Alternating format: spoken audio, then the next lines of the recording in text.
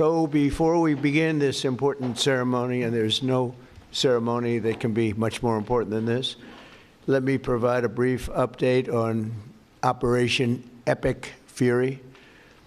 Today, the United States military continues to carry out large-scale combat operations in Iran to eliminate the grave threats posed to America by this terrible terrorist regime. Following our obliteration of Iran's nuclear program in Operation Midnight Hammer a short while ago, we warned Iran not to make any attempt to rebuild at a different location because they were unable to use the ones that we so powerfully blew up. But they ignored those warnings and refused to cease their pursuit of nuclear weapons.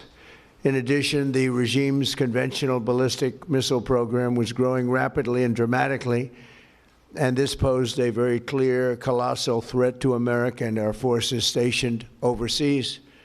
The regime already had missiles capable of hitting Europe and our bases, both local and overseas, and would soon have had missiles capable of reaching our beautiful America. The purpose of this fast-growing missile program was to shield their nuclear weapon development and make it extraordinarily difficult for anyone to stop them from making these highly forbidden by us nuclear weapons. We were the ones that were complaining. We were the ones that wanted it stopped. But everybody was behind us. They just didn't have the courage to say so. An Iranian regime armed with long-range missiles and nuclear weapons would be an intolerable threat to the Middle East, but also to the American people. Our country itself would be under threat, and it was very nearly under threat.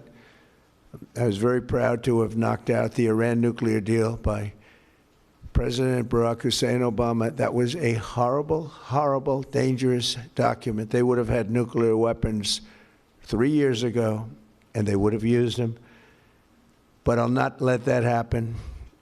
For almost 47 years, this regime has been attacking the United States and killing Americans. Every time you see someone with missing arms and legs or a face that's been absolutely shattered violently, it was almost certainly caused by an Iran roadside bomb. They were put there by General Soleimani, who was the father of the roadside bomb. Very proudly, he thought, but I terminated him in my first term. This was our last best chance to strike what we're doing right now and eliminate the intolerable threats posed by this sick and sinister regime.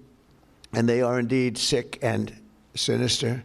Our objectives are clear. First, we're destroying Iran's missile capabilities, and you see that happening on an hourly basis, and their capacity to produce brand new ones, and pretty good ones they make. Second, we're annihilating their Navy. We've knocked out already 10 ships. They're at the bottom of the sea. Third, we're ensuring that the world's #1 sponsor of terror can never obtain a nuclear weapon, never going to have a nuclear weapon. I said that from the beginning. They're never going to have a nuclear weapon. They were on the road to getting one legitimately through a deal that was signed foolishly by our country. And finally, we're ensuring that the Iranian regime cannot continue to arm, fund, and direct terrorist armies outside of their borders.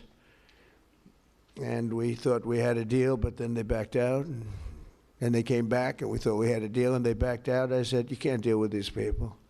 You got to do it the right way. Today, we grieve for the 4 heroic American service members who have been killed in action and send our love and support to their families. In their memory, we continue this mission with ferocious, unyielding resolve to crush the threat this terrorist regime poses to the American people, and a threat indeed it is. We have the strongest and most powerful by far military in the world, and we will easily prevail. We're already substantially ahead of our time projections, but whatever the time is, it's okay. Whatever it takes, we will always and we have right from the beginning. We projected 4 to 5 weeks, but we have capability to go far longer than that. We'll do it. Whatever somebody said today, they said, "Oh well, the president wants to do it really quickly. After that, he'll get bored." I don't get bored. There's nothing boring about this. Do you agree with that, Pete? I don't think there's anything, Mr. General. I think there's nothing boring about it. Somebody actually said from the media, "I think he'll get bored after about a week or two." No, we don't get bored. I never get bored. If I got bored, I wouldn't be standing here right now, I guarantee you that, to go through what I had to go through. We also projected 4 weeks to terminate the military leadership, and as you know, that was done in about an hour, so we're ahead of schedule there by a lot.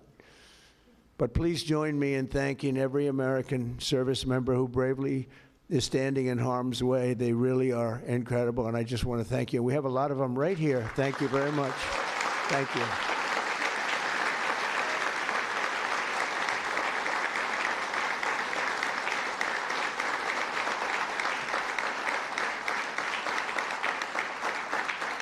Thank you, everybody. We have a lot of great service members here with us, too, in this beautiful building, isn't it?